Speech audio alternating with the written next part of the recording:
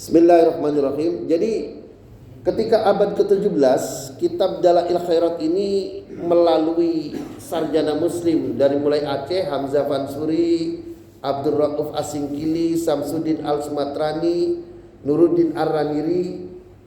Begitu juga kitab Dalail Khairat itu di Melayu Riau oleh Raja Haji itu. Sambil berperang melawan penjajah, beliau tangan kanannya memegang kitab itu, tangan kirinya memanggul senjata. Ini luar biasa. Jadi nanti kesimpulan kita ternyata tokoh-tokoh pemimpin pejuang itu adalah orang-orang ahli fikir. Jadi bukan ahli pidato, bukan ahli ceramah, bukan. Nanti larinya ke sana. Nah, yang memimpin pertempuran melawan ketidakadilan itu orang-orang yang ahli fikir, ahli thariqah.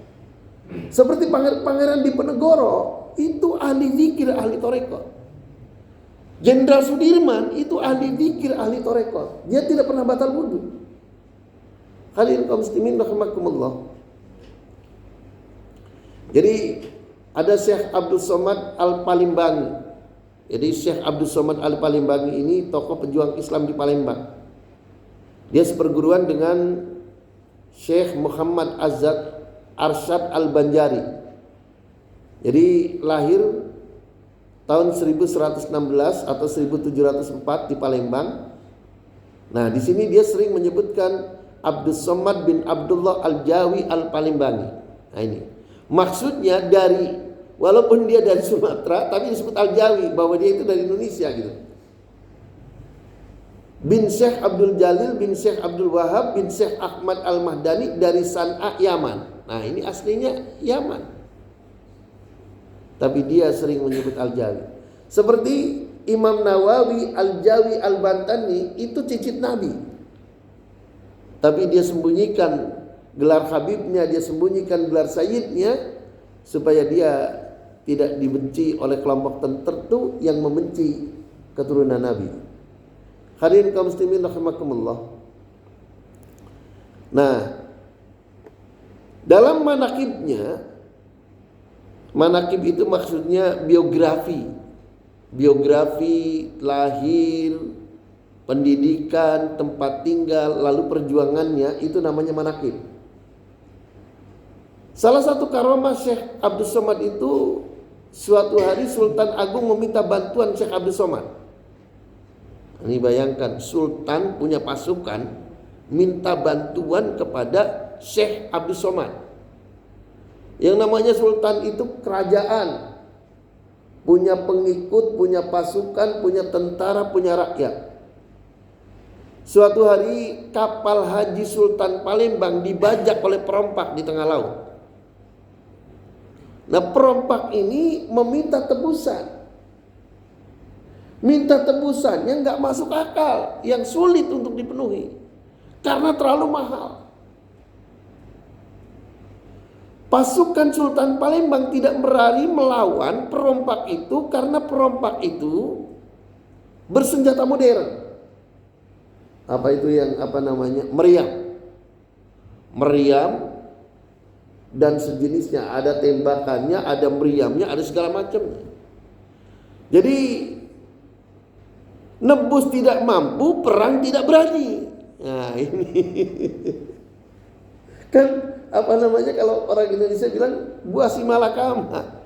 Nebus agar bisa lewat tidak mampu, perang melawan tidak berani karena kalah persenjataan. Kata orang Jawa, yen wadi ojo wedi, yen wedi ojo wani-wani. Orang Jawa tuh ada aja ini. Yen wadi ojo wedi, yen wedi ojo wani-wani. Nah, itu orang Jawa. Jadi Sultan Palembang itu paham, ini perang ini, menundukkan perompak ini harus dengan orang soleh. Nah, bayangkan, orang soleh. Dia minta bantuan kepada Syekh Abdul Somad. Ketika dia konsul dengan Syekh Abdul Somad, kata Syekh Abdul Somad, segera lakukan perlawanan dan perangi mereka. Bayangkan, ini cuma Syekh Gak punya pasukan, gak punya senjata, gak punya apa-apa. Bilang kepada Sultan Palembang, lawan, perangi. Cuma ngomong gitu, pasukannya disiapkan, ngelawan. Dipimpin turunlah Syekh Abdul Somad. Nah, ketika perang itu dimulai, peluru dan pesiu dan meriam yang ada di kapal perompak itu begitu mau ditembakkan meledak di kapal itu. Nah, inilah karomah namanya. Jadi ahli zikir yang bisa menundukkan begini. Ini yang sering disebut oleh siapa Kiai Beling itu, MH Ainun Najib. Di Indonesia itu banyak kiai yang bisa membakar tanpa api. Jadi kalau perang itu begini, bayangkan. Orang nembak, meriamnya, mesiunya meledak di tempat kapalnya itu. Akhirnya mereka mati semua, mereka membusuk. Jalan. Ini yang disebut tarekat. Jadi bukan pingin kebal, bukan. Jadi zikir itu bukan pingin kebal, bukan pingin anti bacok, bukan pingin kaya, bukan. Zikir-zikir saja. Insya Allah Allah memberikan karamah kepada kita. Amin. Amin. Ya Rabbal Alamin. Ini Pak.